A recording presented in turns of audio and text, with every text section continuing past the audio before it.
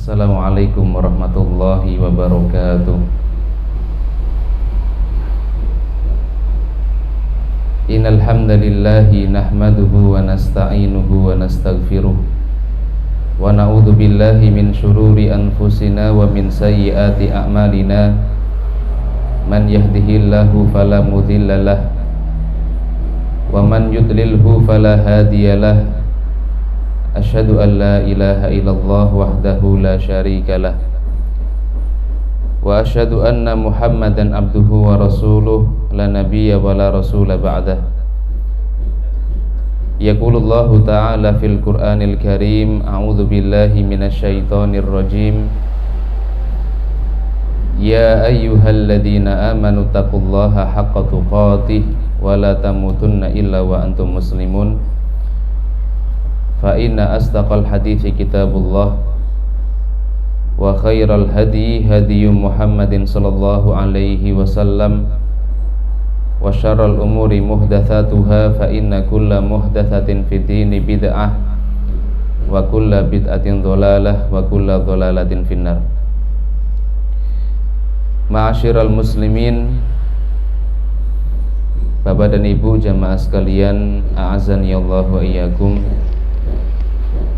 Yang pertama, marilah kita memanjatkan puja dan puji syukur kita kepada Allah Subhanahu wa ta'ala atas segala limpahan rahmatnya, taufiknya, hidayahnya, atas segala nikmat-nikmatnya. Alhamdulillah, siang hari ini kita diberikan kemudahan oleh Allah Subhanahu wa ta'ala untuk bisa bermajelis. Semoga Allah Subhanahu wa ta'ala memberikan kita ilmu yang bermanfaat. Allah memudahkan kita semua untuk memahami ilmu, serta Allah memberikan kita kemudahan untuk bisa mempraktekkan, mengamalkan ilmu yang kita dapatkan. Salawat serta salam tidak lupa kita curahkan kepada teladan kita, junjungan kita Nabi besar Muhammad sallallahu alaihi wasallam. Baik, Bapak Ibu jamaah sekalian yang semoga senantiasa dimuliakan oleh Allah, di kesempatan pagi yang mulia ini insyaallah kita akan membahas tema yang cukup penting. Tema yang kita bahas merupakan salah satu di antara arkanul Islam, rukun-rukun Islam, yaitu tentang zakat. Dan insya Allah kita nanti akan membahas tentang zakat mal dan zakat fitrah. Bapak Ibu jamaah sekalian yang semoga senantiasa dimuliakan oleh Allah, kalau kita berbicara tentang zakat, berarti yang kita bahas ini berkaitan dengan masalah harta. Sedangkan salah satu di antara ujian terbesar yang Allah Subhanahu wa ta'ala berikan kepada seorang muslim itu berkaitan dengan harta. Allah menjadikan harta sebagai zinah, sebagai perhiasan dunia. Makanya di dalam Al-Qur'anul Karim Allah mengingatkan kita semua, al-malu wal banun zinatul hayatid dunia. Harta dan anak-anak itu merupakan perhiasan dunia. Harta dan anak-anak itu merupakan perhiasan dunia. Nah, karena harta itu ditetapkan oleh Allah sebagai perhiasan, maka biasanya manusia akan berusaha untuk mengejar, berusaha untuk mendapatkan harta, dan tidak rela kalau harta yang dia miliki itu akan hilang. Tidak rela kalau harta yang dia miliki itu pergi darinya.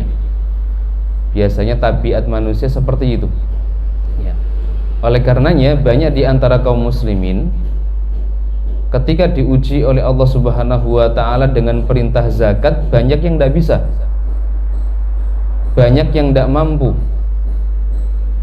Kalau kita diuji oleh Allah Subhanahu wa ta'ala dengan perintah sholat, banyak orang yang bisa mengerjakan sholat 5 waktu, bahkan pagi-pagi jam 4:30 harus bangun dari tidurnya untuk mengerjakan sholat subuh, banyak yang bisa.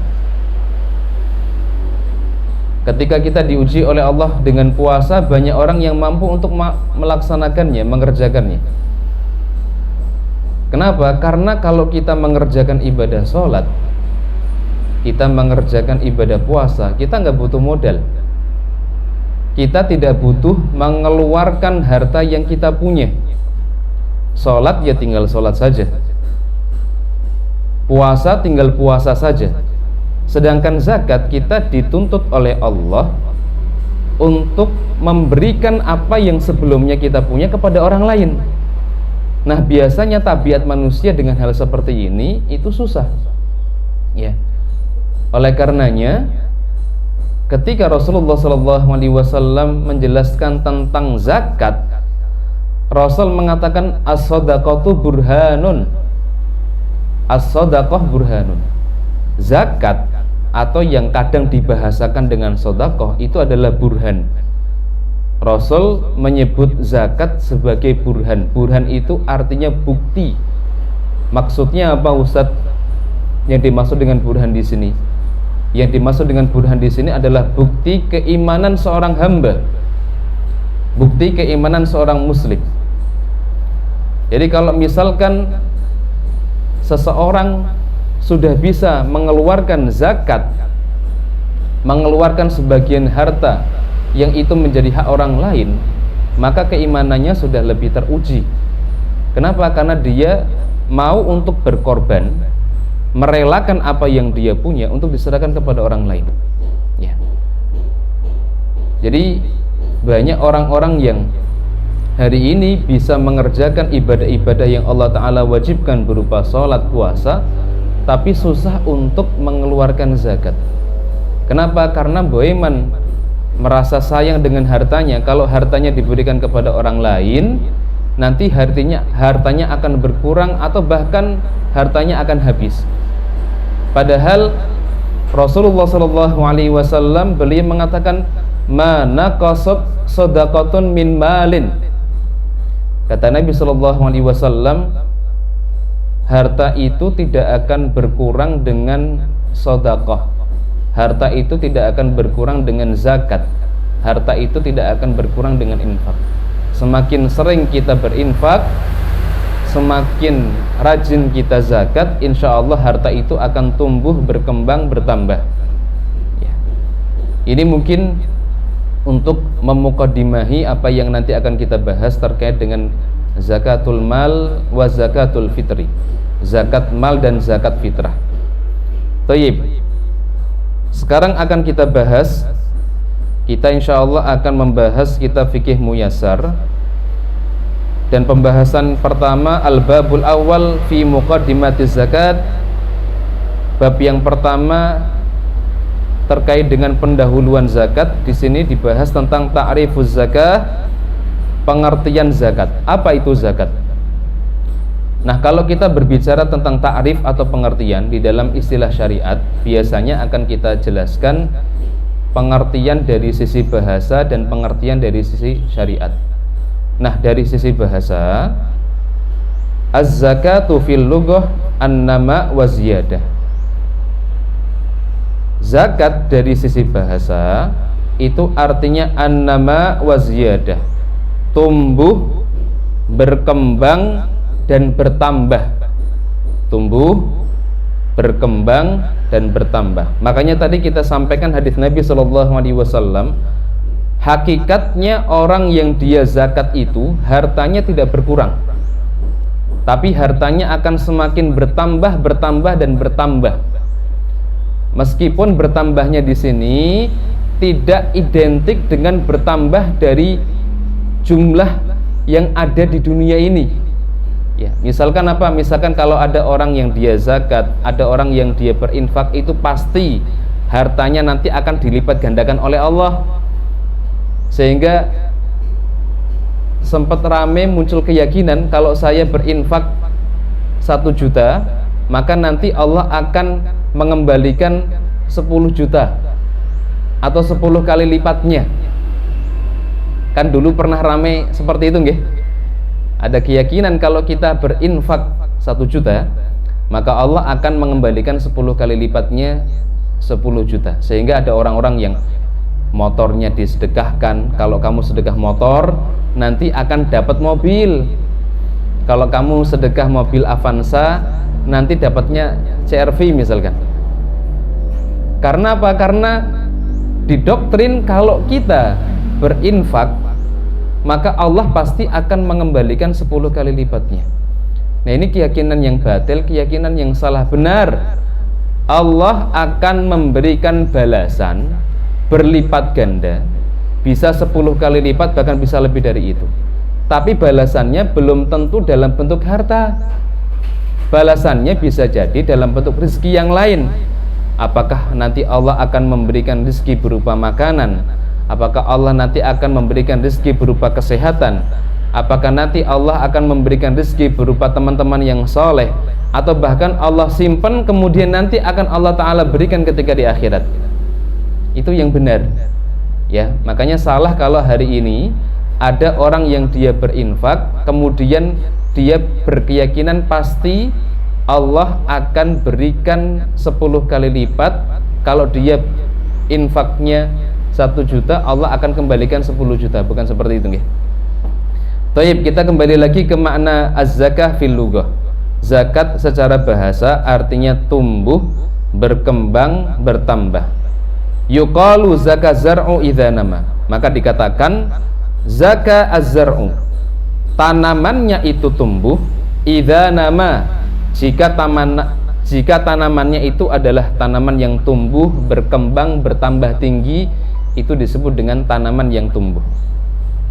Wa syar'an, secara syariat zakat artinya ibaratun an haqqin yajibu fil malil ladzi balagha nisaban muayyanan bi syurutin makhsusatin.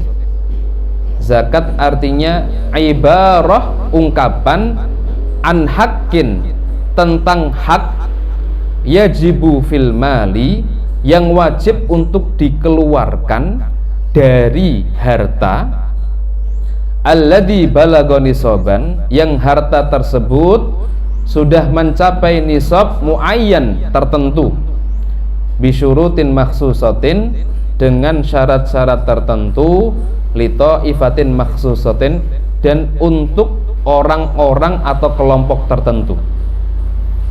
Jadi di sini dari pengertian secara syar'i bisa kita pahami bahwa zakat itu merupakan hak dari harta yang harus kita keluarkan.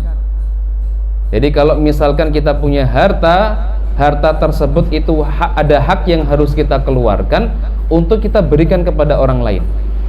Nah, karena zakat itu merupakan hak harta, maka hak ini harus ditunaikan. Kalau tidak ditunaikan, maka kita akan berdosa. Alladzi balagha nisaban muayyanan, yang harta tersebut sudah mencapai nisab tertentu, sudah mencapai ukuran tertentu. Berarti tidak semua harta itu wajib untuk dizakati, kecuali harta-harta yang sudah mencapai ukuran tertentu yang sudah distandarisasi oleh syariat. Bisyurutin makhsusatin, dengan syarat-syarat khusus, litaifatin makhsusatin, dan diperuntukkan untuk kelompok tertentu.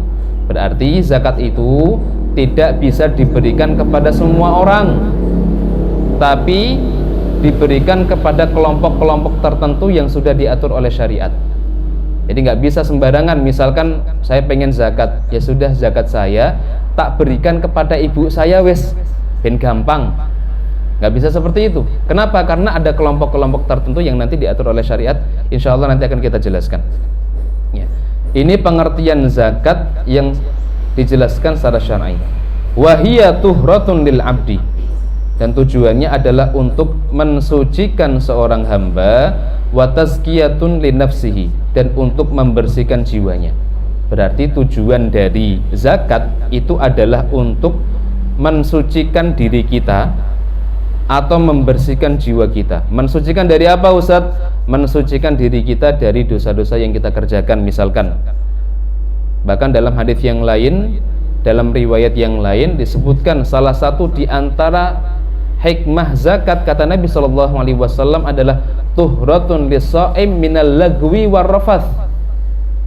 Rasul mengatakan tujuan zakat atau hikmah zakat diantaranya adalah tuhratun lis-shaim, untuk mensucikan orang-orang yang berpuasa, minal lagwi warrafath, dari perkataan yang sia-sia dan dari perkataan-perkataan yang kotor. Barangkali ketika dia berpuasa ternyata lisannya tidak bisa dijaga, lisannya mengucapkan kata-kata kotor, lisannya berdusta, lisannya gibah misalkan, maka dengan zakat itu salah satu fungsinya adalah untuk tuhratun lis-shaim minal lagwi warrafath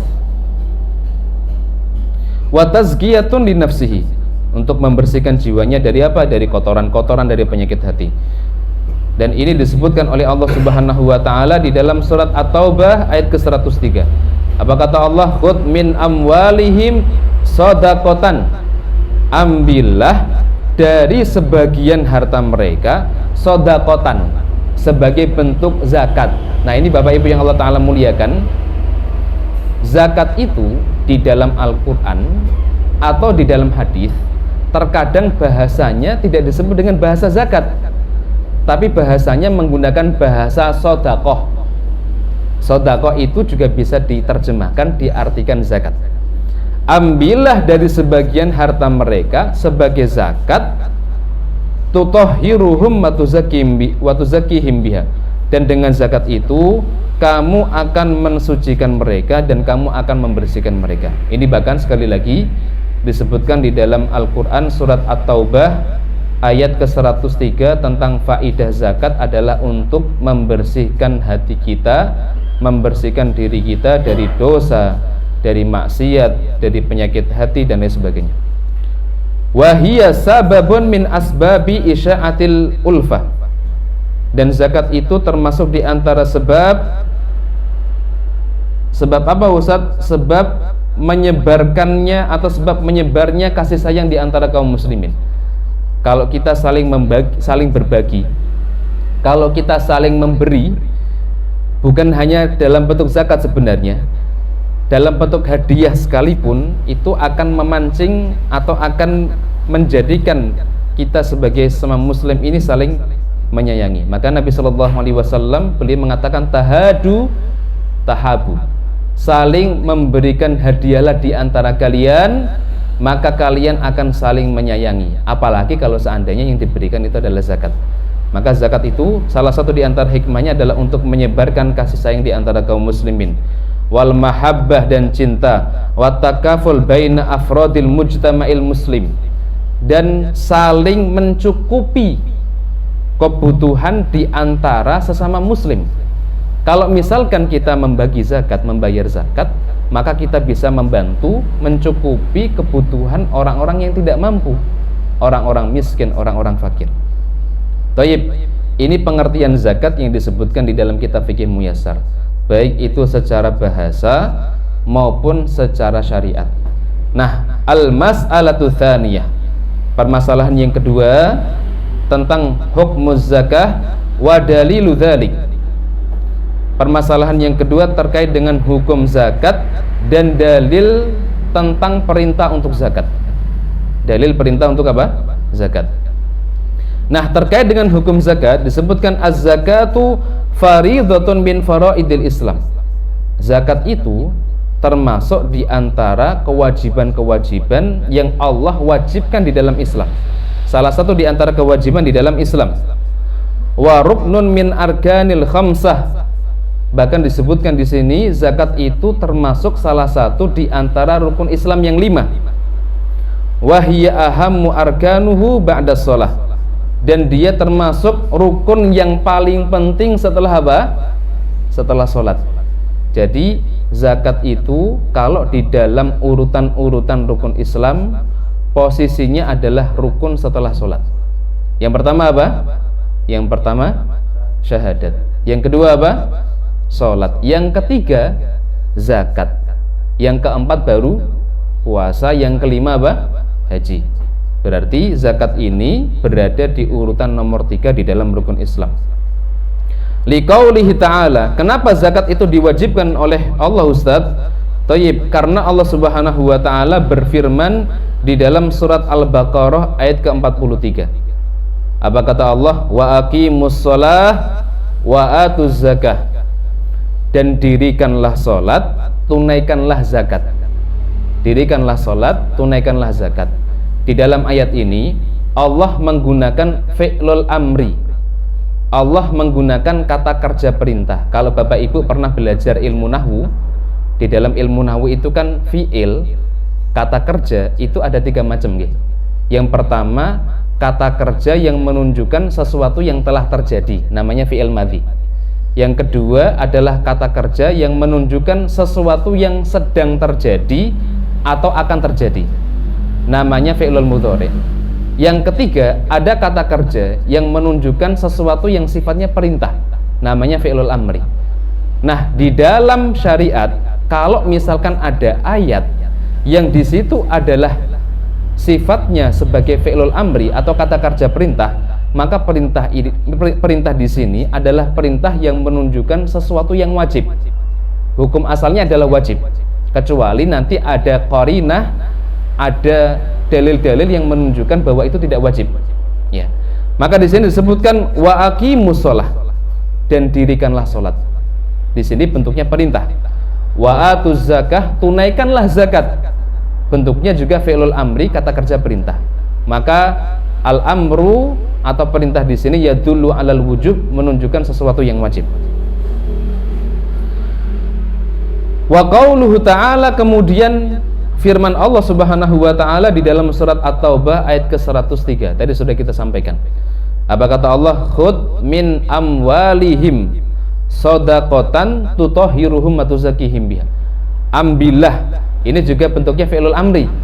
Ambillah min amwalihim, dari sebagian harta mereka, shadaqatan sebagai zakat, tutahhiruhum wa tuzakkihim biha.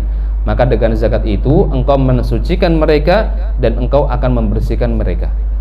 Ini dalil-dalil di dalam Al-Quran yang menunjukkan perintah tentang wajibnya zakat. Nah, kemudian dalil yang kedua adalah dalil dari as-sunnah, dalil dari hadis Nabi SAW. Di dalam hadis disebutkan bunyal islamu ala khamsin. Islam itu dibangun di atas 5 pondasi. Islam itu dibangun di atas 5 pondasi. Subhanallah, Rasulullah SAW, beliau di dalam hadis ini beliau menggunakan permisalan. Islam itu dipermisalkan seperti bangunan yang memiliki 5 pilar. Nah, salah satu faedahnya apa Ustadz? Kenapa di dalam hadis terkadang Nabi SAW menggunakan permisalan? Kata para ulama, bil mithali yattadihul maqal. Dengan permisalan itu akan lebih mudah untuk memahami maksud dari ucapan, maksud dari apa yang kita sampaikan. Maka Rasulullah SAW beliau ingin menggambarkan Islam itu seperti sebuah bangunan, yang bangunan itu ada 5 pilarnya. Nah, ini juga terkadang dipakai oleh Nabi SAW untuk menjelaskan hal-hal yang lain, gitu. Rasul menggunakan permisalan. Contohnya apa Ustaz? Contohnya Rasulullah SAW ketika menjelaskan tentang faidah, tentang keutamaan orang-orang yang mengerjakan sholat 5 waktu, Rasul memberikan permisalan. Aro'aitum, bagaimana menurut kalian kalau misalkan salah seorang di antara kalian itu di depan rumahnya ada sungai, kemudian setiap hari dia mandi selama 5 kali. Setiap hari dia mandi 5 kali di sungai tersebut. Apakah di badannya masih ada kotoran? Rasulullah bertanya. Maka para sahabat kemudian mengatakan, tentu tidak wahai Rasulullah.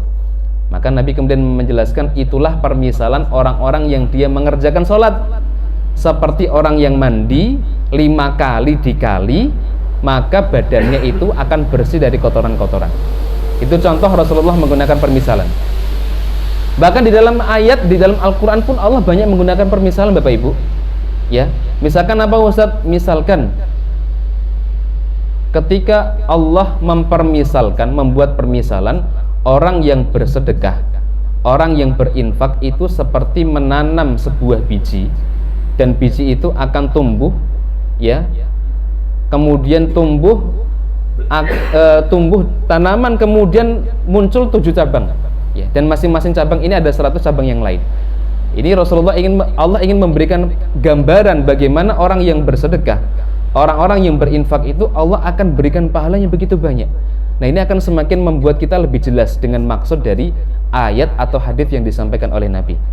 Nah, di dalam hadis ini Rasul mengatakan buniyal Islam ala khamsin. Mas Arif, Islam itu dibangun di atas 5 pondasi. Apa saja Ustadz? Syahadatu alla ilaha illallah wa anna muhammadar rasulullah. Pondasi yang pertama, pilar yang pertama adalah syahadat la ilaha illallah muhammadar rasulullah. Yang kedua wa iqamis shalah, mengerjakan salat. Yang ketiga wa itaiz zakah, membayar zakat. Yang keempat wa hajjil bait wa shaumi ramadan. Yang keempat haji ke Baitullah. Dan yang kelima adalah puasa di bulan suci Ramadan. Ustadz, kenapa di dalam hadis ini Rasulullah Shallallahu Alaihi Wasallam menyebut haji dulu, baru kemudian puasa Ramadan, Ustadz?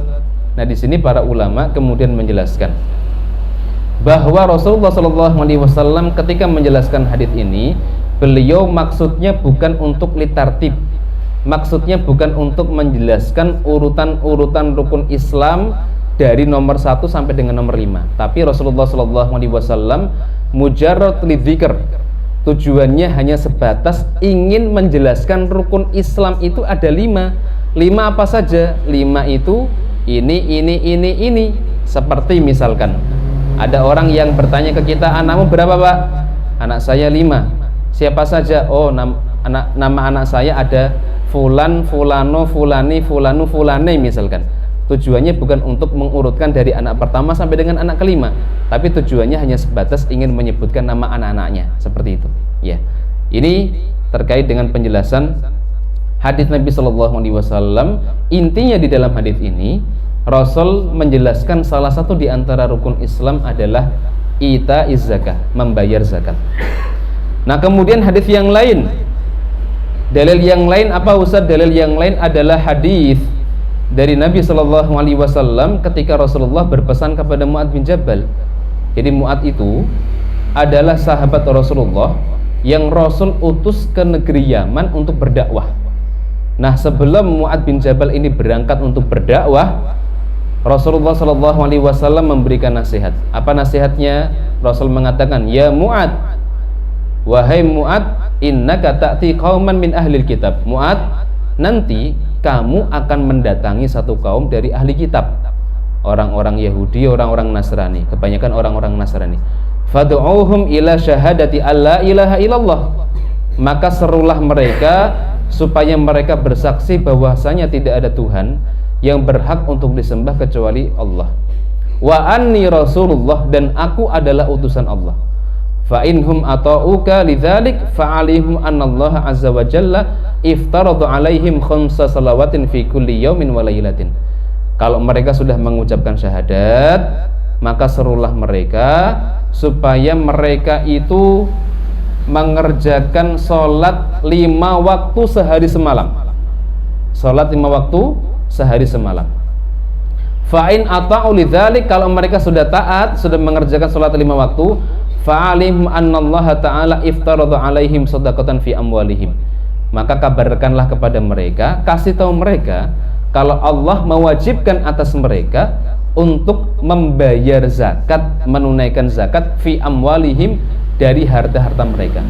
Tu'khad min agniyaihim maturaddu ila fuqaraihim, yang diambil dari orang-orang kaya mereka dan diberikan kepada orang-orang fakir mereka.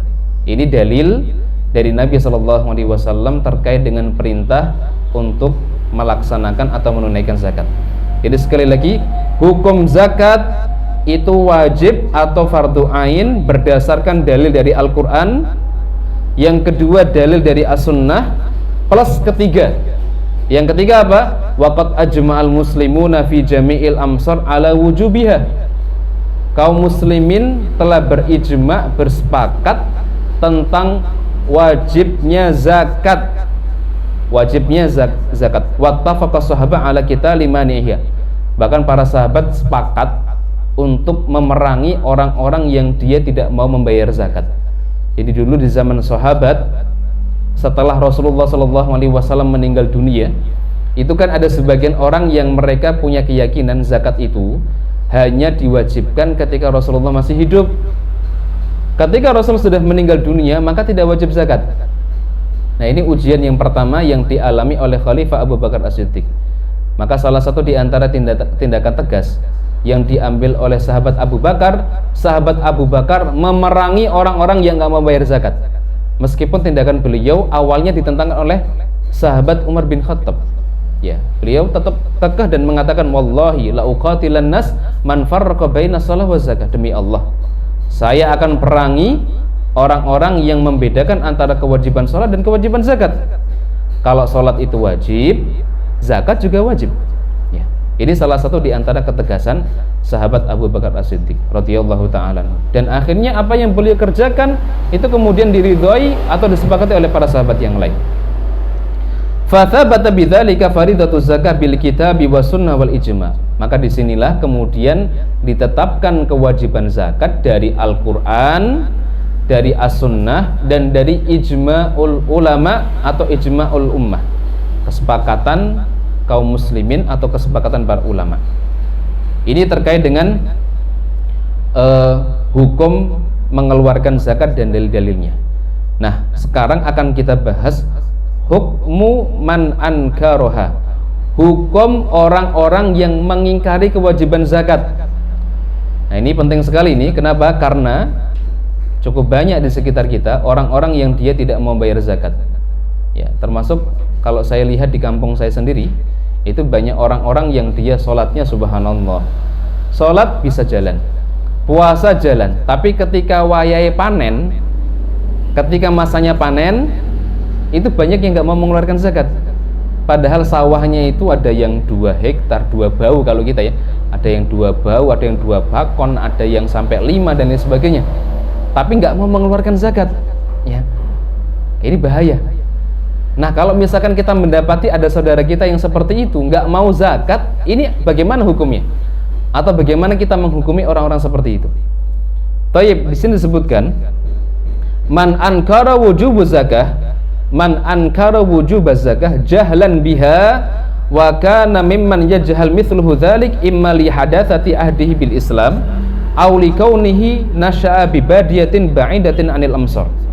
Nah, di sini disebutkan, barang siapa yang dia mengingkari kewajiban zakat jahlan biha, karena tidak tahu kewajibannya, karena bodoh misalkan, dia nggak tahu kewajiban zakat, nggak tahu hukumnya, sehingga dia tidak menunaikan zakat.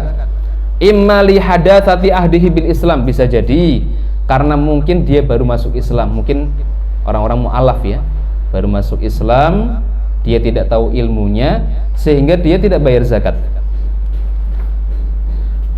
Auli kaunihi nasha'a bi badiyatin ba'idatin anil amsar, atau mungkin dia tinggalnya di daerah yang jauh dari perkotaan, daerah pelosok, kampung, mungkin di tengah hutan, tinggalnya sendirian misalkan, satu rumah, nggak ada orang lain, sehingga dia nggak tahu kalau zakat itu hukumnya wajib.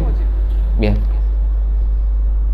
Urrifa wujubuha, maka orang-orang seperti ini kita berusaha untuk menjelaskan, kita berusaha untuk memberitahu kewajibannya.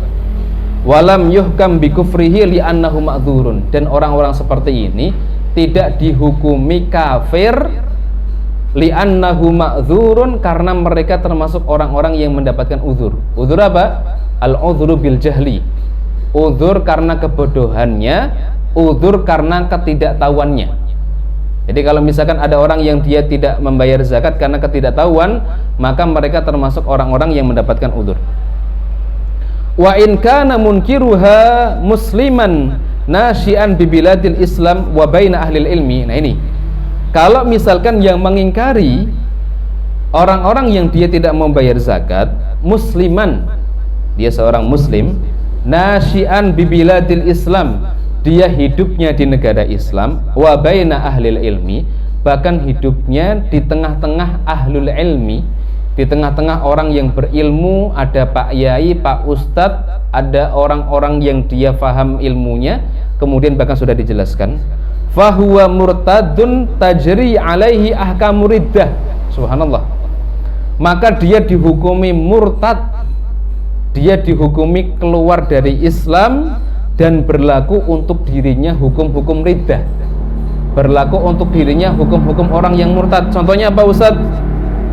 Berlaku hukum orang-orang yang murtad. Kalau dia murtad berarti seandainya dia mati, seandainya dia meninggal dunia, berarti dia meninggalnya dalam keadaan kafir.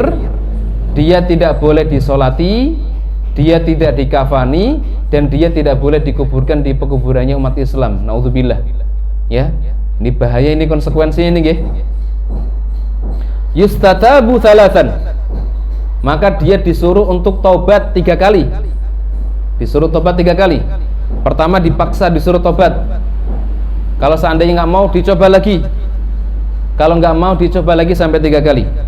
Fa in taba wa illa qutila. Masya Allah. Kalau seandainya dia tobat, alhamdulillah, berarti dia kembali ke Muslim, Islam. Wa illa qutila. Dan kalau seandainya dia tidak bertobat, qutila, maka dia dibunuh. Dia apa?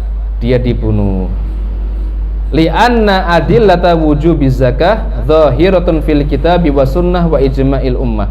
Kenapa? Karena dalil wujubnya zakat itu telah jelas, baik itu di dalam Al-Quran, As-Sunnah, ataupun ijma'ul ummah. Fala takadu takhfa ala man hada haluhu fa idza jahadaha la yakunu illa li takdzibil kitabi wa sunnah wa kufrihi bihima. Dan kalau seandainya ada orang-orang yang dia nggak mau bayar zakat, padahal sudah jelas, ayatnya jelas, dalilnya jelas, hadisnya jelas, bahkan ijma ulama juga jelas, maka orang seperti ini tidak lain dan tidak bukan mereka mengingkari apa-apa yang ada di dalam Al-Quran, mengingkari apa-apa yang di dalam hadis, bahkan mengingkari ijma ummah. Jadi konsekuensinya bahaya, bahkan bisa sampai dibunuh. Tapi sekali lagi, Bapak Ibu jamaah sekalian Allah Ta'ala muliakan, orang-orang yang seperti ini, yang tadi terkena hukuman dia dipaksa untuk tobat 3 kali, bahkan kemudian dia dibunuh, menurut di dalam mazhab Hanafi dia dipenjara, seperti itu nggih. Hal ini berlaku untuk negara-negara atau daerah-daerah yang menerapkan syariat Islam, bukan negara-negara yang dia tidak menerapkan syariat Islam. Jadi kalau di negara kita di Indonesia syariat Islam itu tidak ditegakkan, ya tidak boleh. Misalkan ada orang zakat, tahu-tahu kita bawa pisau, ya dipaksa untuk tobat nggak, zakat nggak, kalau nggak tak bunuh misalkan, nggak boleh seperti itu. Ya kenapa? Karena di dalam prosesnya itu ada hakim yang nanti akan memutuskan, ada qadhi yang nanti akan memutuskan, bahkan ada petugas-petugas khusus yang ditugaskan untuk mendakwahi dulu, maksa dia, bahkan ada yang sampai dipenjara seperti itu, ya. Jadi sekali lagi, hukum ini berlaku untuk negara-negara yang menerapkan syariat Islam di dalamnya. Tidak boleh serampangan, ya, tidak boleh sembarangan. Thayyib. Nah sekarang mana tadi? Al-mas'alatur rabi'ah, permasalahan yang keempat, hukmu mani'iha bakhlan. Bagaimana hukumnya kalau ada orang yang dia tidak mau bayar zakat karena bakhlan? Bakhlan itu karena bakhil. Kalau yang pertama itu kan dia tidak mau mengeluarkan zakat karena menolak kewajiban zakat, nggih. Yang kedua ini dia tidak mengingkari kewajiban zakat, tapi dia tidak mau mengeluarkan zakat karena apa? Karena dia bakhil, dia pelit, dia medit. Jadi boeman dengan hartanya. Nah, bagaimana kalau seandainya kasusnya seperti ini, Ustaz? Thayyib. Mana'a ada az-zakah bakhlan biha ma'atiqadihi biwujubiha fahuwa athimun bimtina'ihi wala yukhrijuhu dzalika anil Islam. Thayyib, disebutkan barang siapa yang dia tidak mau bayar zakat karena bakhil, karena pelit, tapi dia masih punya keyakinan zakat itu hukumnya wajib, fahuwa athimun bimtinaihi, maka dia berdosa, dia telah bermaksiat kepada Allah, wala yukhrijuhu dzalika anil Islam, dan dia tidak sampai dikeluarkan dari agama Islam. Dia berarti statusnya masih apa? masih Islam, masih muslim nggih, masih muslim. Kenapa? Li'anna zakah far'un min furu'iddin, karena zakat itu termasuk salah satu di antara cabang agama.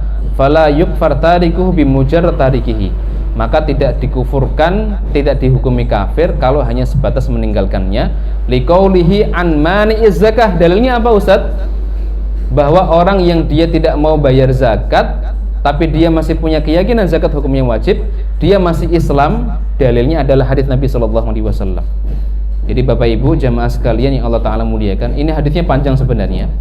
Di dalam hadis ini Rasul mengatakan, ma min sahibi kanzin la yu'addi zakatahu illa uhmiya alaihi fi nari jahannam.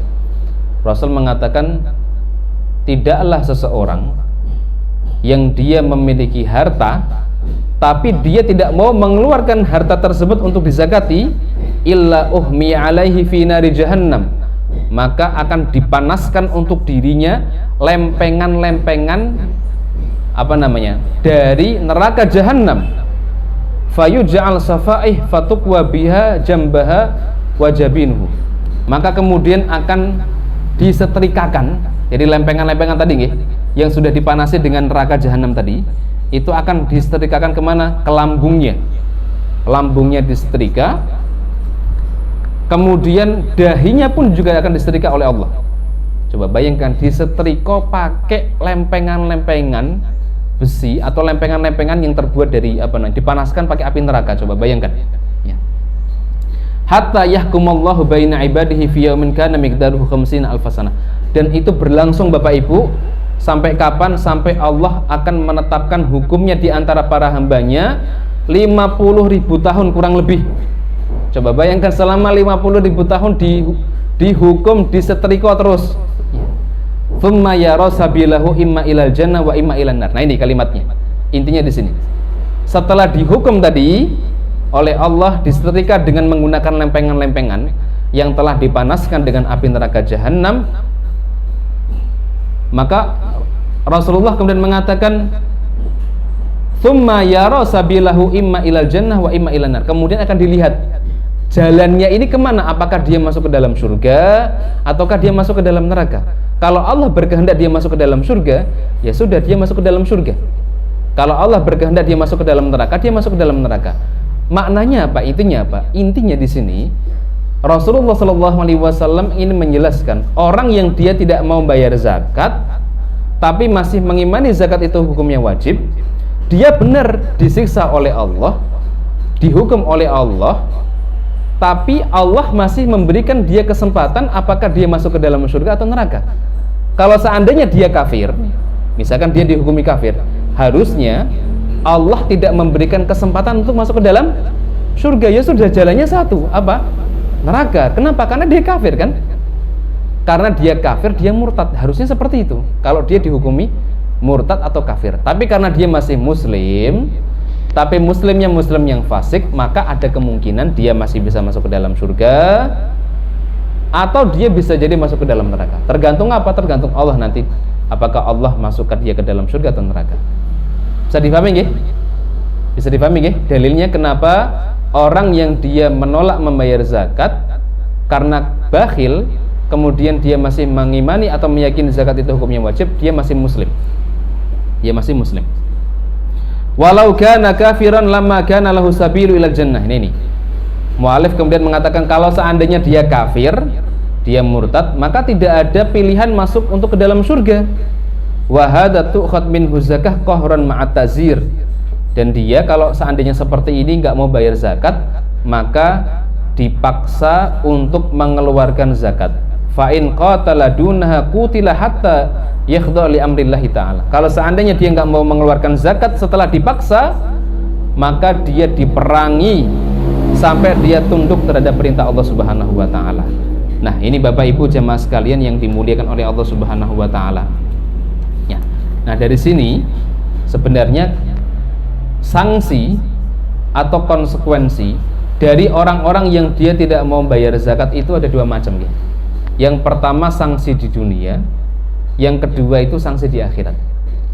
Yang pertama sanksi di dunia, sanksi di akhirat. Kalau kita menyimpulkan tadi apa yang disampaikan oleh muallif penulis di dalam kitab Fiqh Muyassar. Sanksi orang yang dia tidak mau bayar zakat ada dua macam. Yang pertama sanksi di dunia, yang kedua sanksi di akhirat. Sanksi di dunia apa Ustaz? Sanksi di dunia itu yang pertama, bisa jadi Allah akan menurunkan bencana, Allah akan menurunkan paceklik atau bencana kelaparan kepada setiap orang yang bakhil untuk mengeluarkan hak Allah dan hak kaum muslimin. Maksudnya mengeluarkan zakat. Jadi ancaman di dunianya Pak, Allah akan menurunkan bencana kelaparan atau paceklik. Kenapa Ustaz? Karena Rasulullah SAW dalam satu hadis yang diriwayatkan oleh Imam At-Tabrani dan dihasankan oleh Syekh Al-Albani, Rasul mengatakan mana qaumuz zakah illa batalahumullahu bisinina. Kata Nabi SAW, tidaklah satu kaum enggan membayar zakat kecuali Allah akan menurunkan bencana kepada mereka berupa musim paceklik. Kecuali Allah akan menurunkan bencana untuk mereka berupa apa? Musim paceklik. Dalam riwayat yang lain disebutkan illa hubisa anhumul matar, atau illa hubisa anhumul qatar, kecuali Allah akan menahan hujan dari mereka. Jadi hujan akan ditahan. Ya. Ini konsekuensi di dunia. Ya. Konsekuensi di dunia. Yang pertama, Allah bisa jadi akan menurunkan bencana. Yang kedua apa Ustaz? Yang kedua, orang-orang yang dia enggan membayar zakat, konsekuensi di dunia.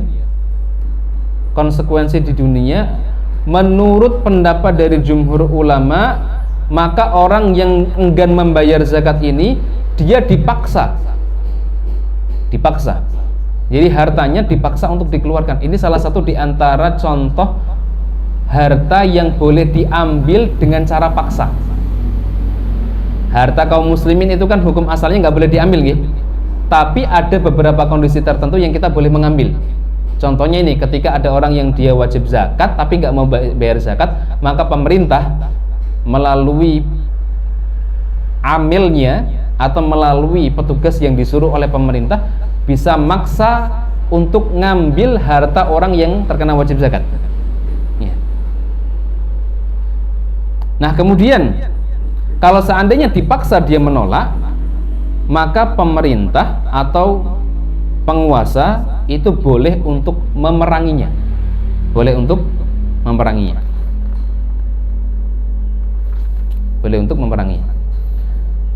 Nah, kalau seandainya dia tidak diperangi, masih tidak mau, ya sudah, dia boleh untuk dihukum sesuai dengan tadi, ya.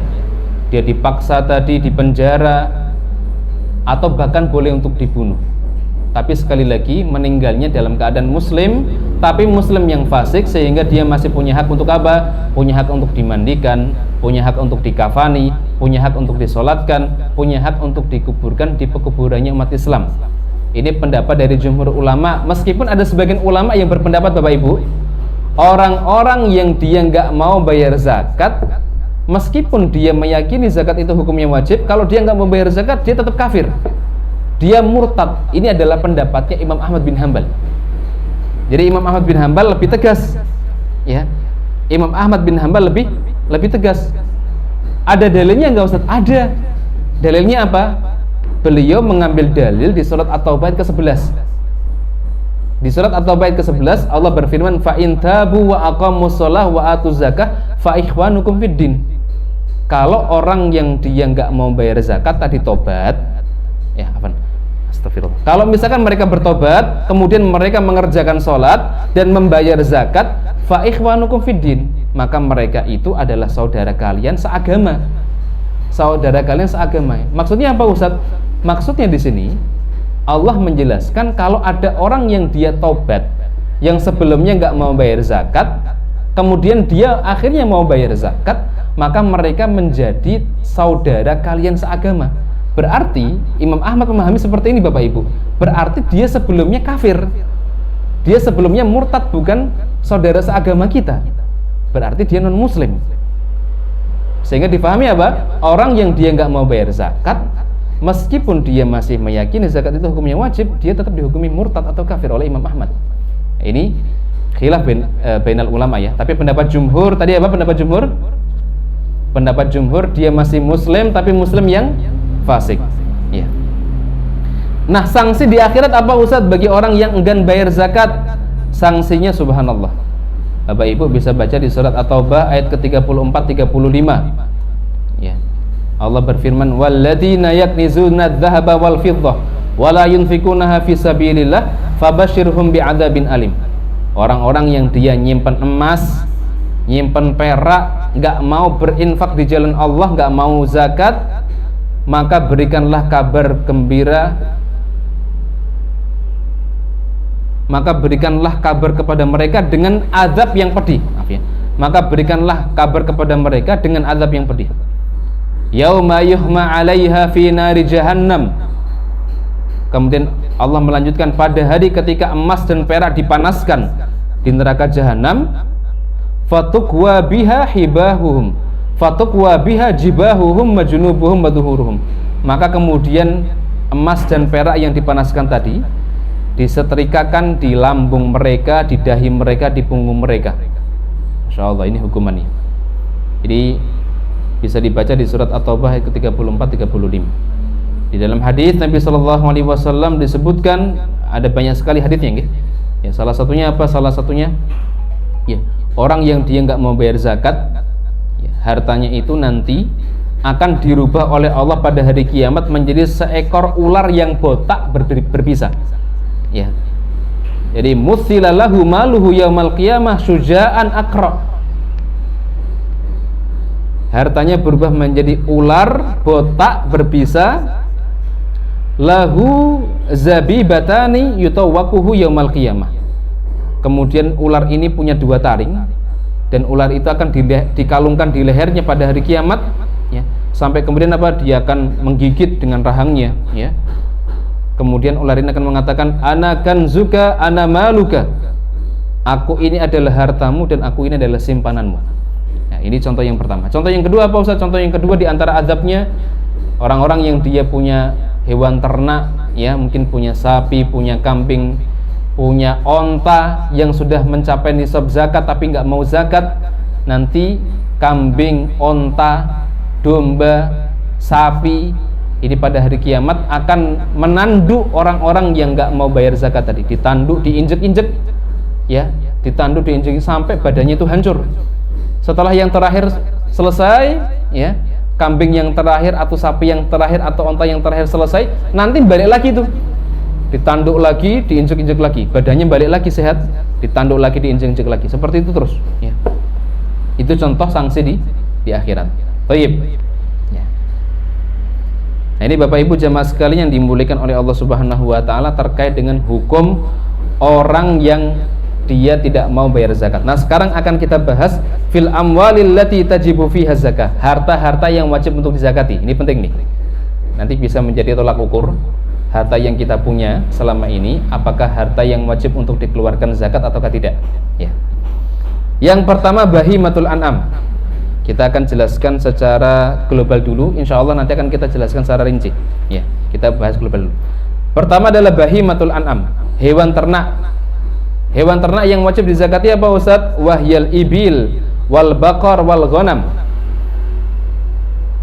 Hewan ternak yang wajib dizakati ada onta, sapi, wal ghanam, dan domba atau kambing. Onta, sapi, domba atau kambing. Ya. Bahkan nanti disebutkan di halaman yang lain, termasuk diantaranya adalah jamus. Jamus itu apa Ustaz? Jamus itu adalah kerbau. Jamus itu adalah kerbau. Maka kerbau itu dikategorikan oleh para ulama salah satu diantara jenis sapi. Salah satu diantara jenis sapi. Maka yang punya hewan kerbau, ternak kerbau, itu wajib untuk mengeluarkan zakat kalau sudah mencapai nisab, ya.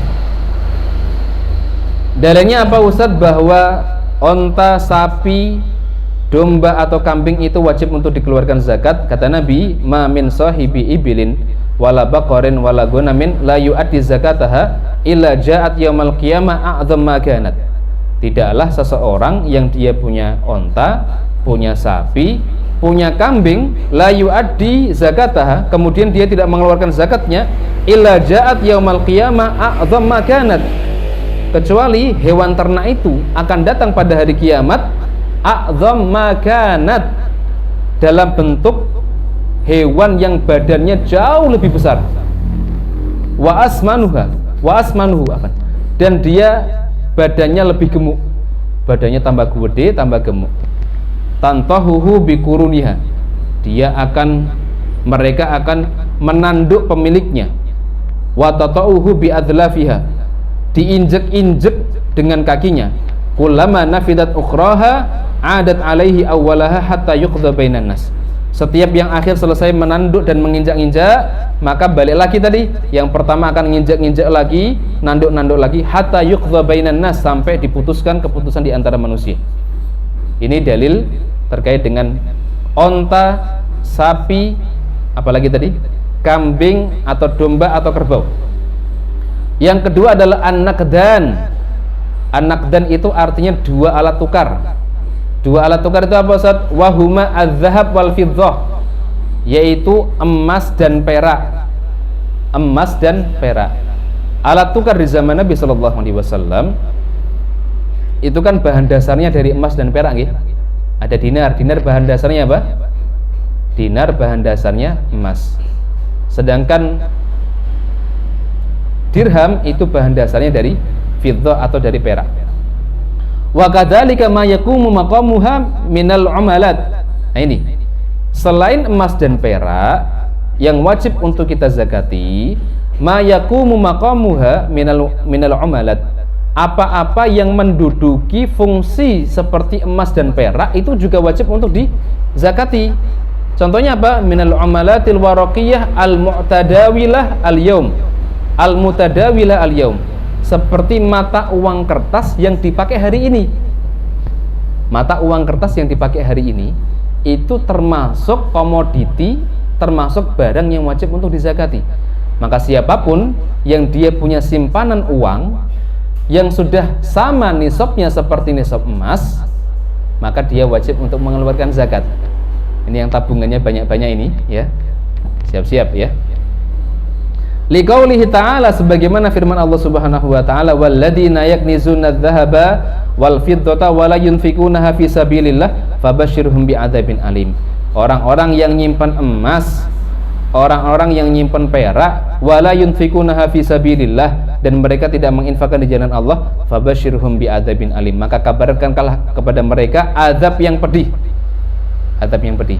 Wa qauluhu sallallahu alaihi wasallam, dan hadis Nabi sallallahu alaihi wasallam, ma min sahibi dhahabin wala fiddatin la yu'addi minha haqqaha illa idza kana yaumal qiyamah saffahat lahu safa'ih min narin. Ini tadi kita sampaikan ya, orang-orang yang dia punya emas, punya perak, enggak mau mengeluarkan zakat, maka perak dan emas ini pada hari kiamat akan dibuat seperti lempengan-lempengan, dipanasi dengan api neraka, kemudian fa'uhmiya 'alaiha fi nari jahannam, dipanaskan dengan api jahannam, yukwa biha jambuhu wa jabinuhu wa dhahru, disetrikakan ke dahinya, ke lambungnya dan ke punggungnya. Kullama baridat rudat lahu, kalau sudah dingin ini, setrikanya sudah mulai dingin, dipanaskan lagi dengan menggunakan apa? Neraka jahannam. Lewang kita kena setrika biasa aja, setrika listrik itu panasnya luar biasa nih. Apalagi kalau ini setrikanya terbuat dari emas, ya, penghantar panas yang lebih bisa menghantarkan lagi ya. Perak plus dipanaskan dengan neraka jahanam, itu panasnya kayak apa coba? Ya. Yang ketiga adalah urudut tijarah. Urudut tijarah, barang dagangan. Wa hiya kullu ma a'ada lil bai' wa syira' li ajli riba, yaitu setiap apa-apa yang disiapkan untuk diperjualbelikan li ajli riba, tujuannya untuk mendapatkan keuntungan. Maka setiap yang dijual atau diperjualbelikan tujuannya untuk mendapatkan keuntungan, ketika nanti sudah mencapai nisab, ada haulnya, maka dia wajib untuk dikeluarkan zakat. Dalilnya apa? Surat Al-Baqarah ayat ke-267. Ya ayyuhalladzina amanu anfiqu min thayyibati ma kasabtum. Wahai orang-orang yang beriman, infakkanlah dari apa-apa yang kamu usahakan. Infakkanlah dari apa-apa yang kamu usahakan yang baik-baik. Jadi di sini Allah mengatakan apa-apa yang kamu usahakan, termasuk bentuk usaha itu adalah urudut tijarah, barang-barang dagangan. Faqad dzakara amata ahli ilmi faqad dzakara amatu ahli ilmi annal muradu bi hadhihi al-ayah zakatu urudut tijarah. Dan kaum muslimin ya, para ulama menjelaskan bahwa yang dimaksud dengan ayat ini adalah urudut tijarah, barang dagangan. Ini komoditi ketiga yang wajib untuk dizakatkan. Yang keempat, al-hubub wathimar, biji-bijian dan buah-buahan. Biji-bijian apa saja Ustaz? Al-hubub hiya kullu habbin muddakhar muqtad min sya'irin wa qamhin wa ghairihima.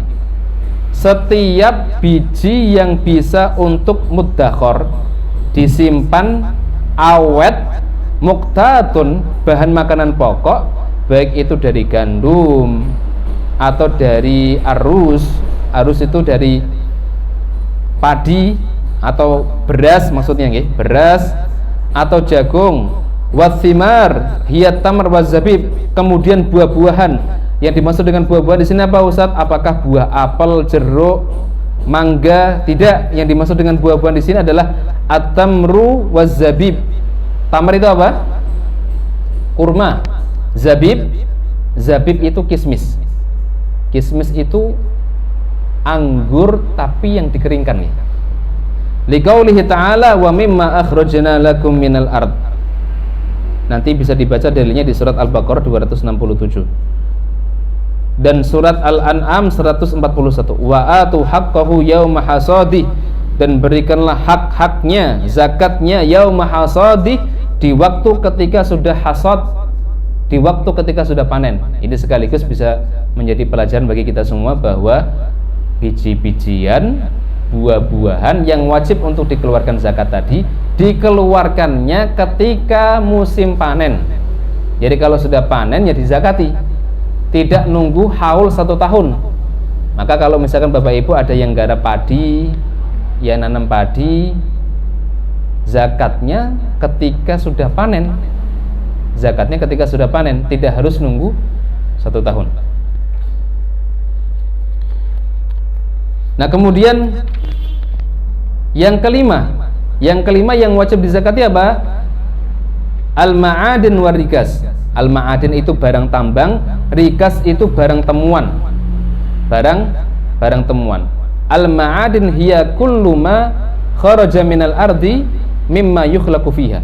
Ma'adin atau barang tambang itu adalah setiap apa yang dikeluarkan dari perut bumi dan dia dikeluarkan dalam bentuk seperti ciptaan aslinya. Min ghairi wad'i wadi'in mimma lahu qimah, tanpa ada pihak yang meletakkan kemudian diambil. Maksudnya itu adalah benar-benar sesuatu yang diciptakan oleh Allah di dalam perut bumi, ya, barang-barang tambang. Contohnya apa Ustaz? Contohnya az-zahab wal fiddah wan nuhas. Ada emas, perak, tembaga, nikel dan lain sebagainya.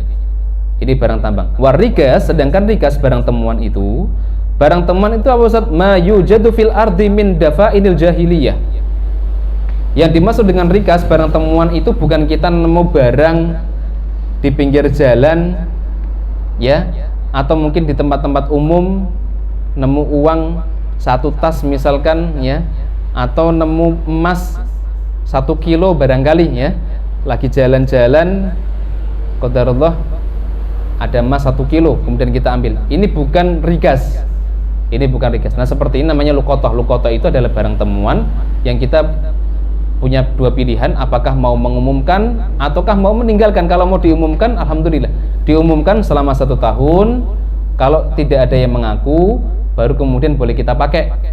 Tapi kalau seandainya ada yang mengaku setelah 1 tahun dan kita pakai 1 syutom misalkan, sudah kita pakai habis, wajib untuk mengembalikan. Itu luqotoh, konsekuensinya begitu. Tapi kalau kita pengennya ditinggalkan, ya sudah, ditinggalkan, nggak perlu diambil, ya. Nah rikas itu apa? Huwa ma yujadu fil ard, yaitu barang-barang yang terdapat di dalam bumi, min dafa'inil jahiliyah, dari harta-harta yang ditimbun jahiliyah, harta masa lampau. Harta masa lampau, dan itu bisa kelihatan dari apa? Dari tanda-tandanya. Ya. Harta yang dipendem, ditimbun orang-orang zaman dahulu. Itu namanya harta rikas. Dalil wujubi zakah fil ma'adin war rikas umumu qaulihi ta'ala. Dan dalil tentang wajibnya zakat ma'adin, barang tambah dan rikas, itu keumuman dari firman Allah Subhanahu wa taala, anfiqu min thayyibati ma kasabtum wa mimma akhrajna lakum minal ard. Dan infakkanlah dari apa-apa yang kalian usahakan yang baik-baik dan apa-apa yang kalian keluarkan dari bumi.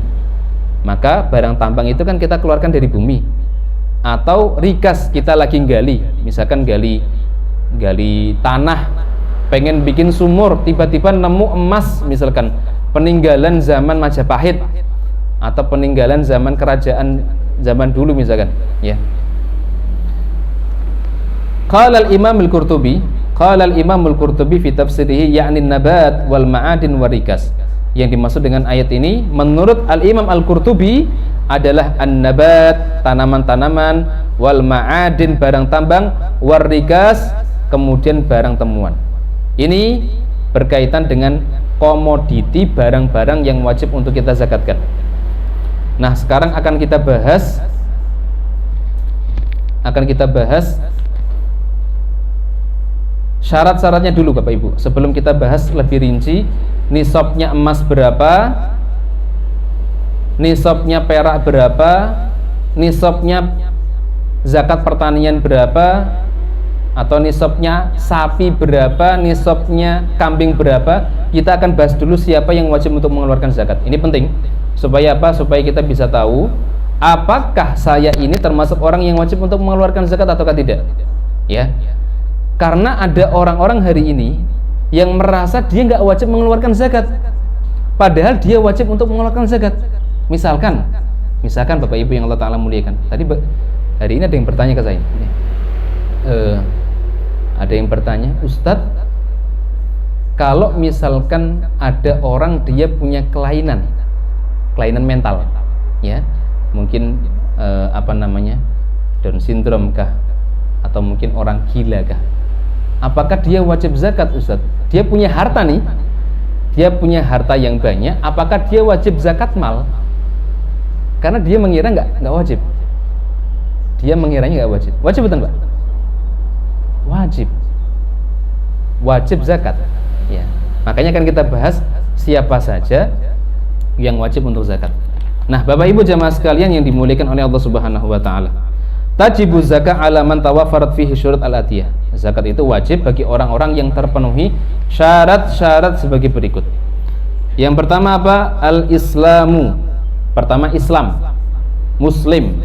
Fala tajibu zakah alal kafir. Maka zakat itu enggak wajib untuk orang-orang kafir.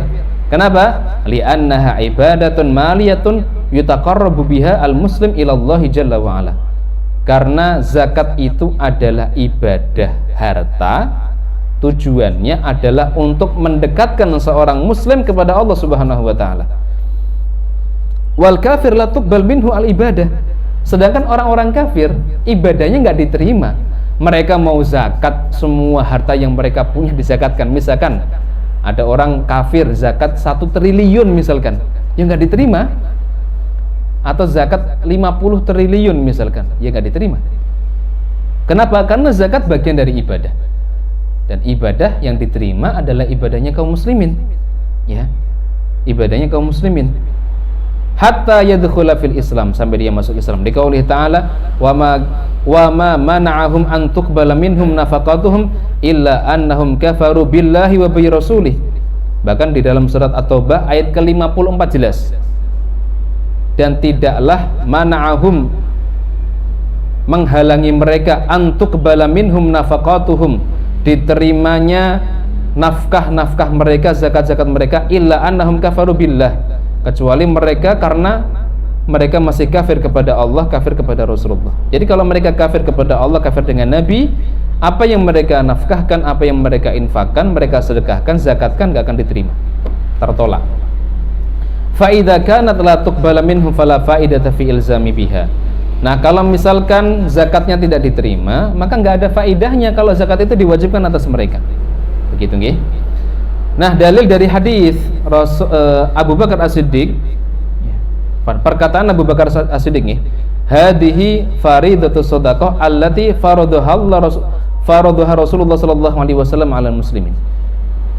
Ya, kata Abu Bakar As-Siddiq, ini adalah kewajiban. Zakat ini adalah kewajiban yang Rasulullah sallallahu alaihi wasallam wajibkan atas kaum muslimin. Yang Rasulullah sallallahu alaihi wasallam wajibkan atas kaum muslimin. Ini perkataannya Abu Bakar As-Siddiq. Baik. Ini syarat yang pertama nggih, Islam. Nah, kemudian yang kedua apa? Al-hurriyah, merdeka. Merdeka. Fala tajibu zakah 'alal 'abdi wal mukatab fatajibu zakatuhu 'alaihi. Yang kedua adalah merdeka. Maka zakat itu enggak wajib bagi para budak atau para mukatab. Jadi budak hamba sahaya enggak wajib zakat. Atau mukatab itu budak yang berusaha untuk membebaskan dirinya. Maka dia tidak wajib untuk zakat. Ya. Kenapa Ustaz? Budak itu nggak wajib untuk zakat? Karena kalau kita zakati para budak, harta yang kita zakatkan pun akan diambil oleh tuannya, tidak masuk ke rekening atau kantongnya para budak. Kenapa Ustaz? Karena hartanya budak itu ya hartanya majikannya. Budak itu kan seperti, mohon maaf ya, seperti barang yang diperjualbelikan, seperti barang dagangan diperjualbelikan. Cuman bedanya ini manusia. Bedanya apa? Ini manusia. Maka apa yang dimiliki oleh budak tadi itu menjadi miliknya tuannya. Menjadi miliknya tuannya. Seperti itu. Ya kalau misalkan kita punya ayam. Ayam itu menghasilkan, misalkan nih, bulunya menghasilkan bulu emas misalkan nih. Ya sudah, bulu itu menjadi milik siapa? Milik tuannya. Ya. Gambarannya kurang lebih seperti itu. Ya. Dan termasuk apa yang disampaikan oleh sahabat Abdullah bin Umar radhiyallahu ta'ala anhu, ya. Beliau mengatakan tidak ada zakat pada seorang budak. Sampai apa? Sampai dia merdeka. Ya, sampai dia merdeka. Yang ketiga adalah milkun nisab mulkan taman mustaqirran. Memiliki nisab secara sempurna, hartanya sudah mencapai nisab secara sempurna, mustaqirran dan tetap. Jadi sudah mencapai nisab. Nisab itu apa? Nisab itu adalah kadar tertentu yang sudah ditetapkan oleh syariat. Jadi kalau sudah mencapai ukuran tertentu baru diwajibkan. Kalau tidak sampai di ukuran yang telah ditetapkan oleh syariat belum wajib. Misalkan apa Ustaz? Misalkan zakat hewan ternak kambing. Kambing berapa nisabnya? Kambing nisabnya 40. Maka kalau kita punya kambing kurang dari 40 nggak wajib zakat. Nisabnya emas berapa? Emas 85 kilo apa gram? Gram. 85 gram. Ada orang yang punya emas 85 kilo. 85 gram ya. 85 gram. Maka kalau sudah mencapai nisab 85 gram, dia wajib untuk mengeluarkan zakat. Ya. Wa qawluhu fadinan anil hajati. Dan yang dizakatkan ini adalah kelebihan dari kebutuhan primer, ad-darurah, kebutuhan yang pokok, allati la ghina lil mar'i anha, yaitu kebutuhan yang orang itu sangat membutuhkannya, kal mat'am wal malbas wal maskan. Seperti apa Ustaz? Seperti kebutuhan makan, kebutuhan pakaian, kebutuhan tempat tinggal. Li'anna zakah tajibu muwasatan lil fuqara, karena zakat itu merupakan pelipur lara untuk orang-orang fakir miskin. Fawajaba an yu'tabar milkun nisab alladhi yahsul bihi al-ghina.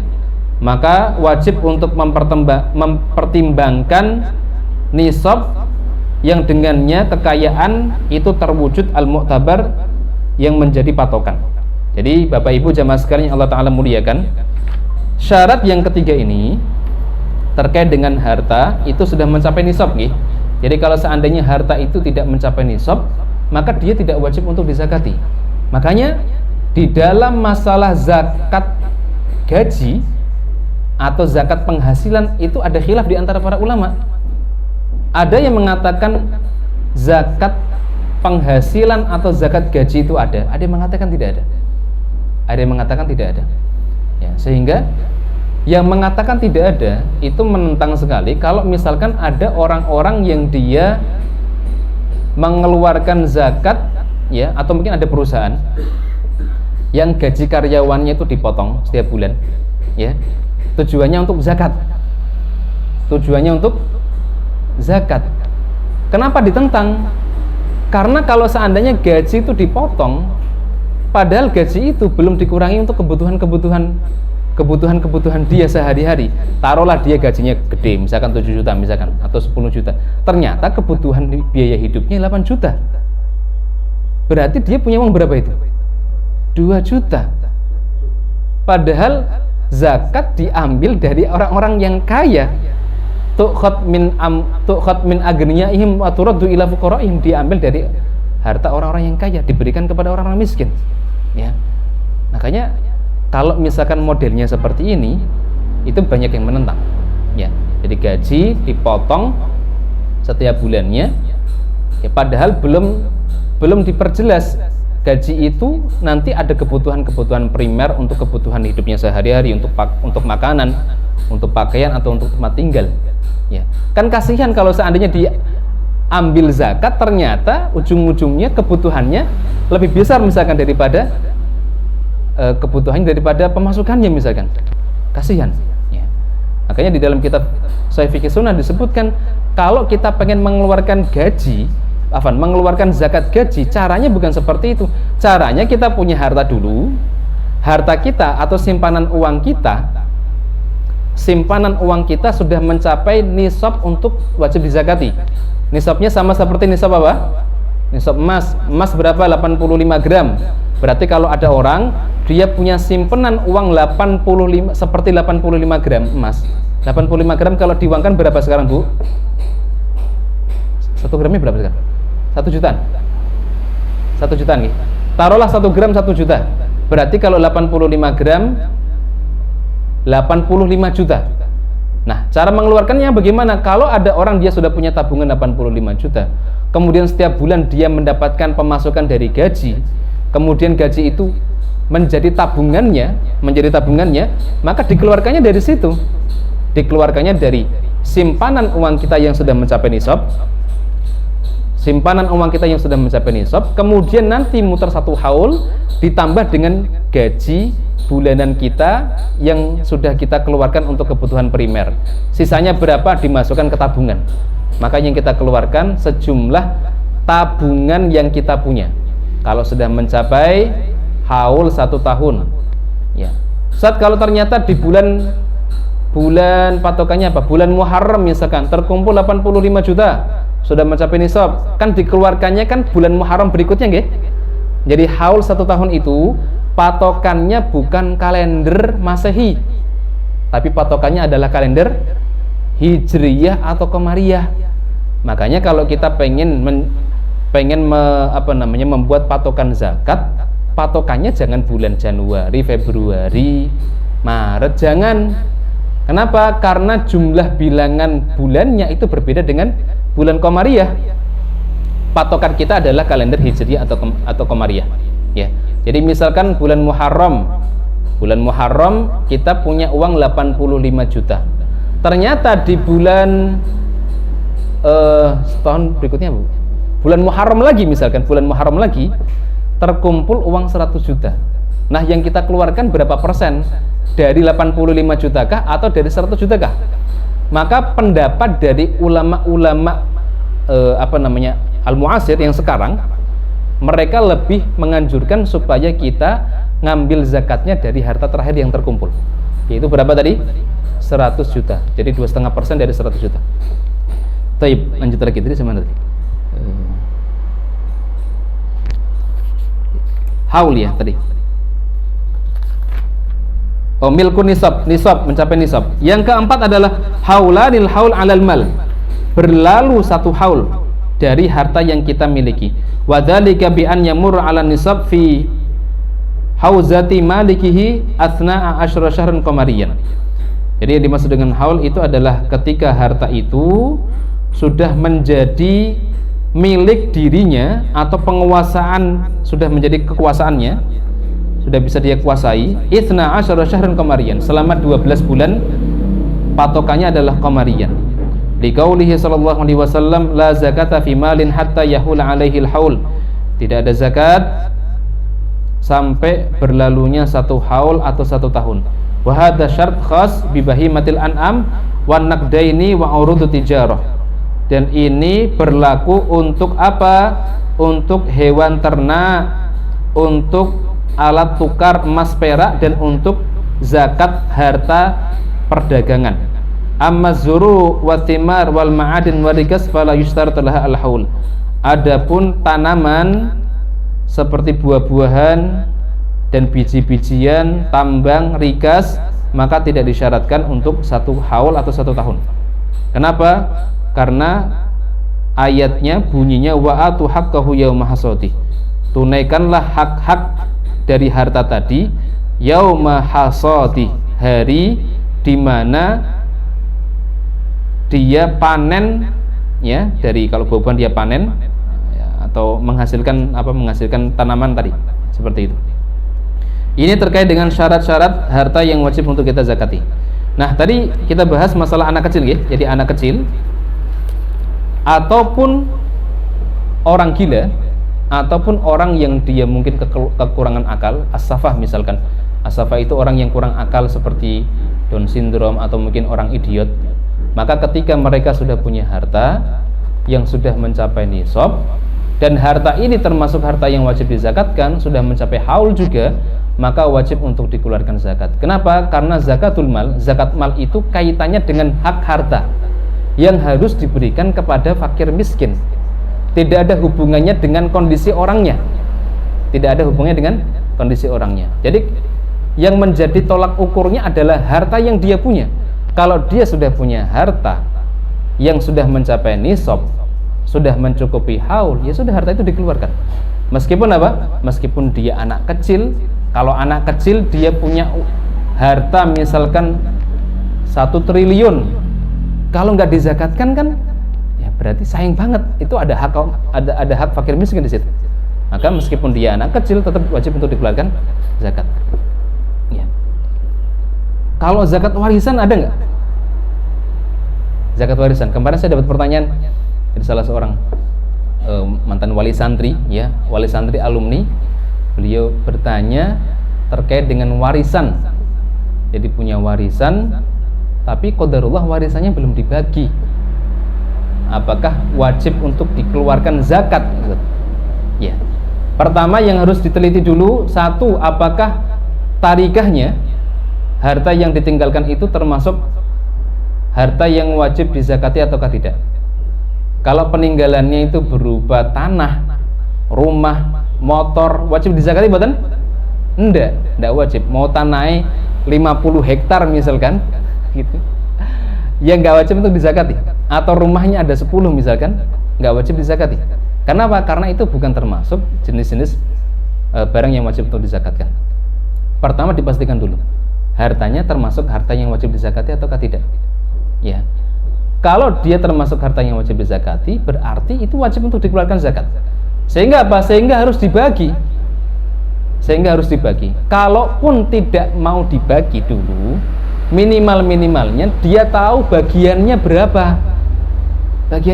Kebetulan yang ditinggalkan itu adalah bentuknya uang, dan uangnya sudah mencapai nisab. Sehingga kalau dibagi harusnya sudah kena zakat itu. Maka kalaupun karena yang bertanya ini, ya ummahat ini yang bertanya, qadarullah mau bagi hartanya nggak boleh sama bapaknya atau ibunya gitu loh. Salah satu di antara orang tuanya, nggak boleh, jangan dibagi dulu. Nah, kalau nggak boleh dibagi, minimalnya tahu dulu berapa hak yang harus diterima oleh ahli waris. Dia misalkan dapatnya taruhlah 500 juta misalkan nih, saya nggak tahu yang ditinggalkan berapa, misalkan 500 juta, berarti dia harus mengeluarkan zakat kurang lebih sejumlah tadi harta yang ditinggalkan tadi. Kalau dia punya simpanan yang lain tinggal ditambahkan seperti itu ya. Meskipun kalau seandainya nggak berani untuk membagi di waktu itu. Kenapa? Karena tidak boleh sama bapaknya misalkan, atau tidak boleh dengan orang tuanya. Seperti itu nggih. Jadi zakat warisan tidak ada sebenarnya. Zakat warisan tidak ada. Yang ada adalah harta warisan itu ketika sudah meninggal, orang yang meninggal tadi. Ketika ada orang meninggal, maka harta yang dia tinggalkan akan berpindah kepemilikan ke ahli warisnya. Nah, yang dizakati itu adalah sebenarnya adalah hartanya ahli waris, bukan harta warisan ya. Hartanya ahli waris yang menjadi miliknya ahli waris. Begitu. Taib. Az-zakatu kismani, zakatul amwal wa zakatul abdan. Zakat itu ada dua macam. Yang pertama zakat harta, yang kedua adalah zakat badan. Zakat harta wahyallati tata'allaqu bil mal. Zakat harta itu kaitannya dengan harta yang kita punya. Harta yang kita punya. Makanya yang menjadi tolak ukurnya itu hartanya. Yang menjadi tolak ukurnya hartanya. Apakah hartanya itu harta yang termasuk wajib zakat? Sudah mencapai nisab ataukah belum? Sudah mencapai haul ataukah belum? Yang menjadi tolak ukurnya adalah hartanya. Meskipun yang punya adalah anak kecil. Kalau anak kecil atau orang yang dia belum balik tidak menjadi tolak ukur ya. Yang kedua adalah zakatul abdan, zakat untuk badan. Wahiyallati tata'allaqu bil badan, dan itu berkaitan dengan masalah badan, masalah hidup orang ya. Wahiya zakatul fitr, dan dia adalah zakat fitrah. Artinya kalau ada orang yang dia hidup dikasih nyawa sama Allah, dia wajib untuk zakat fitrah. Dia wajib untuk zakat fitrah selama dia memiliki harta yang nisabnya. Perhatikan nggih. Ini harusnya dibahas ketika zakat fitrah, tapi nggak apa-apa kita bahas sedikit nggih. Nisabnya zakat fitrah itu apa, Ustaz? Nisabnya zakat fitrah itu kalau ada orang yang dia memiliki kelebihan harta. Harta itu adalah harta yang mencukupi untuk kebutuhan di malam Idul Fitri plus hari raya Idul Fitri. Kira-kira jenengan butuh uang berapa Pak Bu untuk memenuhi kebutuhan selama malam hari raya dan pas di hari rayanya? Pas di hari rayanya. Kalau merasa sudah punya cukup uang untuk bisa memenuhi kebutuhan di malam hari raya dan di hari rayanya, berarti jenengan termasuk orang yang wajib untuk mengeluarkan zakat fitrah. Jadi kalau ada orang yang hari ini mungkin ngaku miskin ya, tapi dia sebenarnya masih punya harta untuk mencukupi kebutuhan dia selama malam hari raya dan pas di hari rayanya, harusnya dia mengeluarkan zakat. Harusnya dia mengeluarkan zakat. Bisa jadi ada orang yang dalam satu waktu dia berhak menerima zakat plus dia juga wajib untuk mengeluarkan zakat ya. Tayyib. Kemudian al-mas'alatu tsaminah, permasalahan yang ke-8, zakatud dain, zakat utang. Zakat utang. Maksudnya apa Ustaz zakat utang? Nah, zakat utang ini begini Bapak Ibu yang Allah Ta'ala muliakan, barangkali ada di antara kita yang punya piutang. Berarti kan kita statusnya ngutangi orang kan? Ada orang yang berhutang ke kita. Nah, hutang yang berada di tangan orang lain itu, yang dipegang orang lain itu, apakah termasuk harta yang harus kita hitung juga?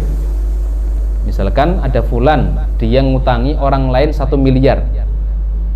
Hartanya berarti kan dipegang sama orang lain. Apakah itu wajib untuk dihitungkan, diinkludkan di hitungan harta yang harus dia keluarkan zakat? Nah, di sini para ulama menjelaskan ada beberapa kondisi orang yang ngutangi. Ada beberapa kondisi piutang. Yang pertama, kalau utang itu adalah utang yang masih bisa diharapkan pelunasannya. Utang yang masih bisa diharapkan pelunasan. Maksudnya apa Ustaz? Misalkan maksudnya adalah utang yang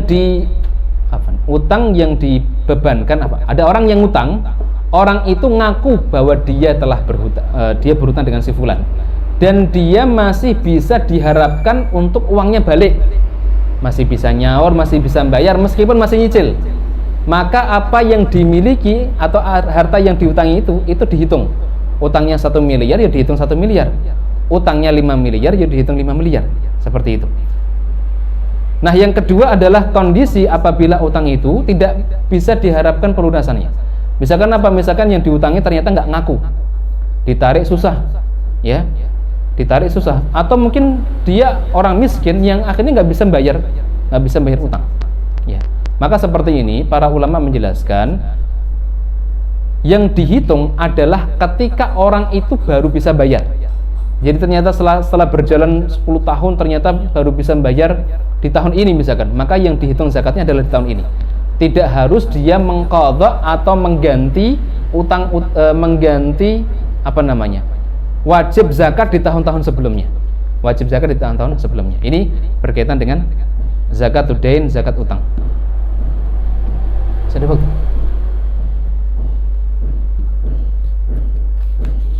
Sampai jam berapa ini, Nggih? Saya belum bahas nisab per bagian nih. Sampai asar. Pak Bambang yang sampai asar gitu. Saya bahas tentang nisab dulu ya, nisab zakat emas saja, yang paling banyak kan emas ini, ya. Saya bahas tentang nisabnya. Miqdaruha. Ya. Berapa kadar zakat emas dan perak? Miqdaru zakah al-wajibah fi dhahab al-fiddah rubu'ul usyr. Jadi kadar zakat dari emas dan perak itu adalah rubu'ul usyr 2,5%. Ay fi kulli 20 dinaran min adh-dhahab nisfu dinaran.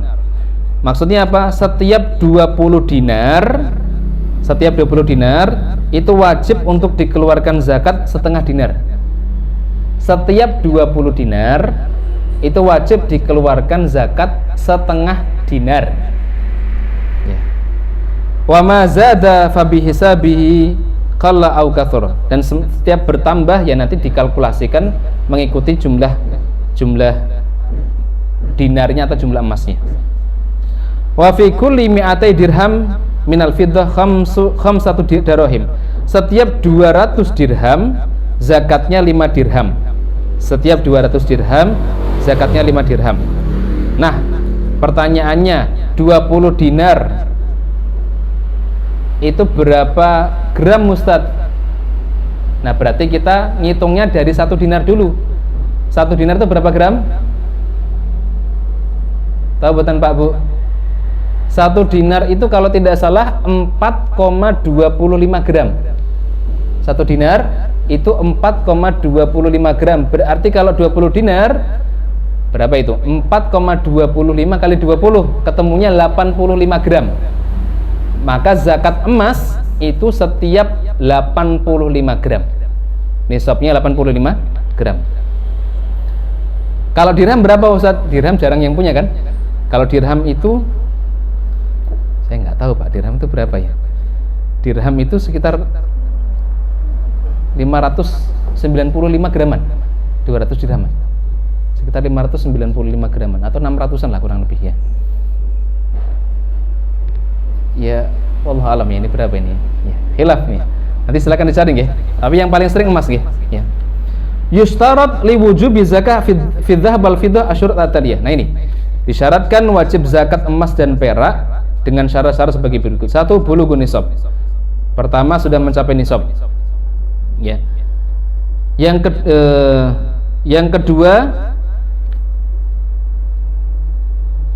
baqiyatus syurut al-amma allati sabaqat fi man tajibu alaihi zakah. Syarat-syarat yang sudah lalu, yang sudah kita bahas, Islam, merdeka, milkut tam, kepemilikan yang sempurna, 1 haul, itu syarat-syarat yang lain selain nisab ya. Ya. Nah, kemudian fi dhimmi ahadihima adh-dhahab al-fiddah ilal akhar. Boleh enggak kalau seandainya emas dan perak itu digabungkan?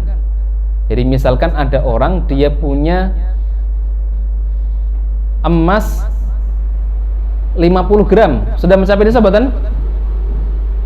Belum mencapai nisab kan? 50 gram.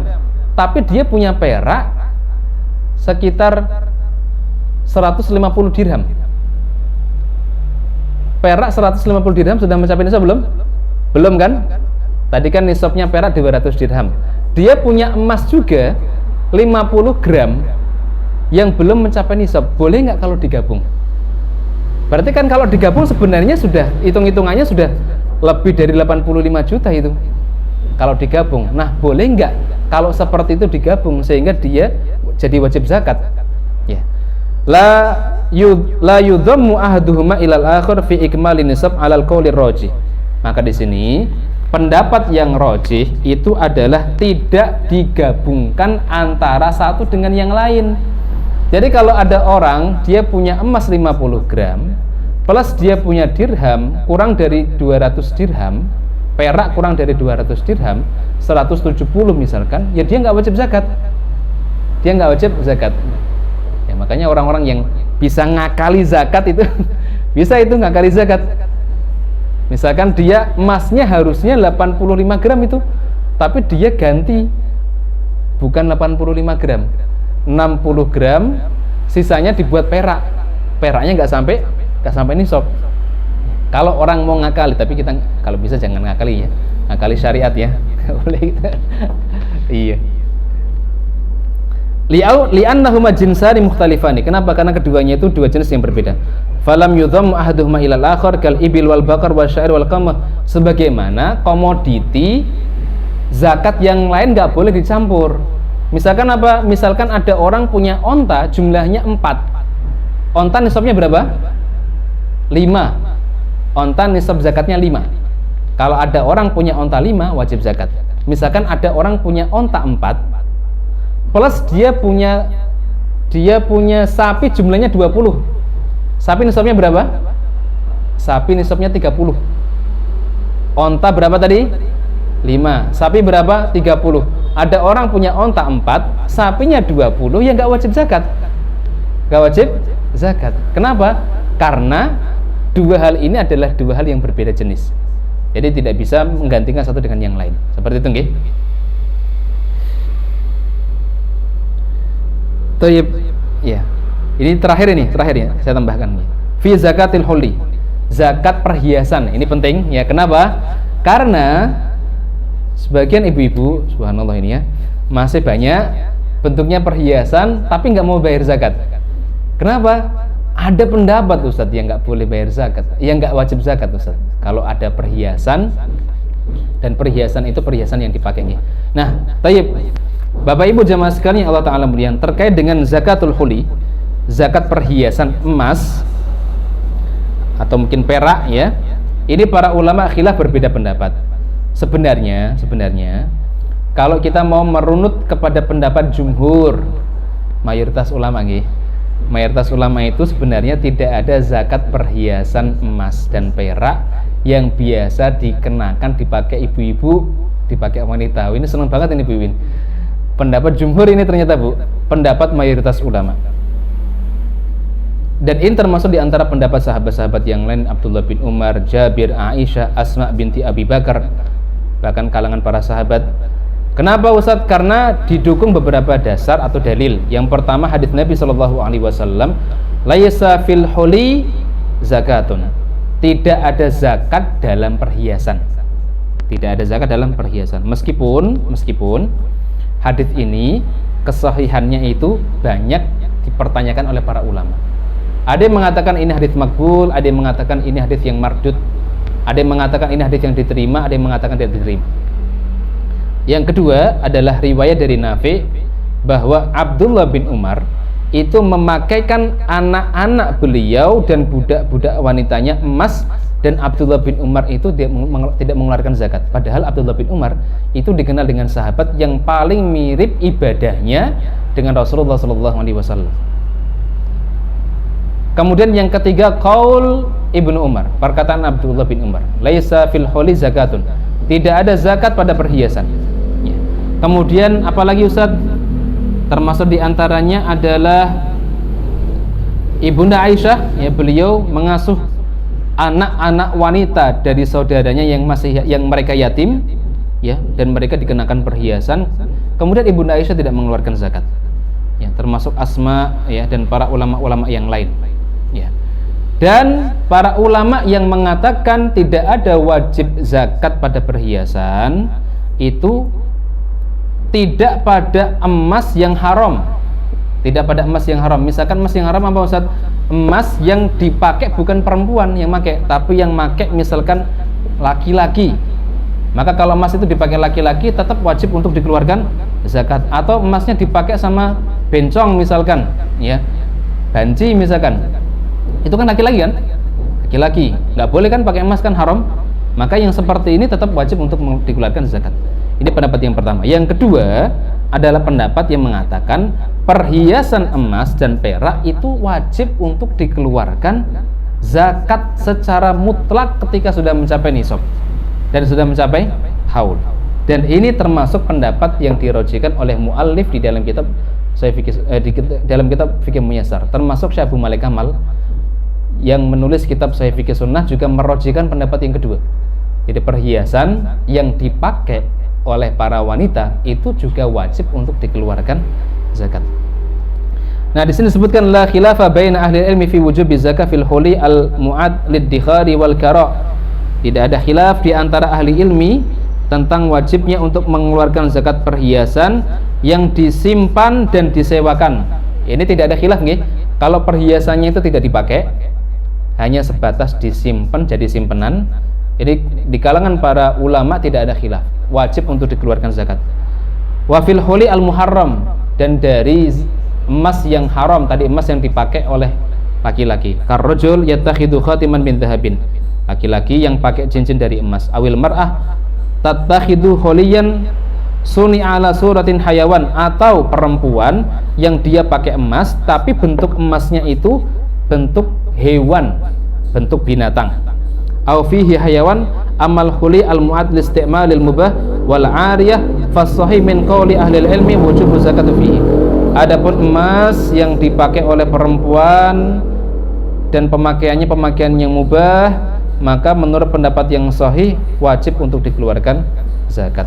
Ya, ini tentunya ada dalil-dalilnya ya, termasuk di antara dalilnya adalah Rasulullah SAW itu pernah melihat ada seorang perempuan, ya, dia bawa anak. Nah, di anak perempuannya itu dia pakai gelang gede 2 dan terbuat dari emas. Rasul mengatakan, atu'tina zakata hadza, apakah engkau membayarkan zakat dari emas ini? Maka wanita mengatakan, la ya Rasulullah, tidak wahai Rasulullah. Maka Nabi mengatakan, ayasurruki an yusawwirakillahu bihima yaumal qiyamah siwaraini min narin. Kata Nabi SAW, apakah kamu senang jika Allah memakaikan kepadamu dari gelang ini pada hari kiamat dengan 2 gelang dari api neraka. Naudzubillah. Hadza wallahu ta'ala bisawab. Ya, mungkin ini yang bisa saya sampaikan. Sudah mau jam 11:30 Bu, Pak nggih. Mohon maaf nggih. Pembahasannya masih banyak sebenarnya nih nggih.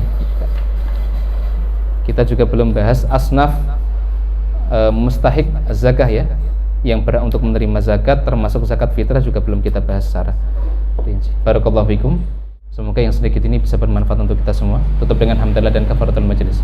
Alhamdulillahirabbil alamin. Subhanakallah wa bihamdika asyhadu an la ilaha illa anta astaghfiruka. Assalamualaikum warahmatullahi wabarakatuh.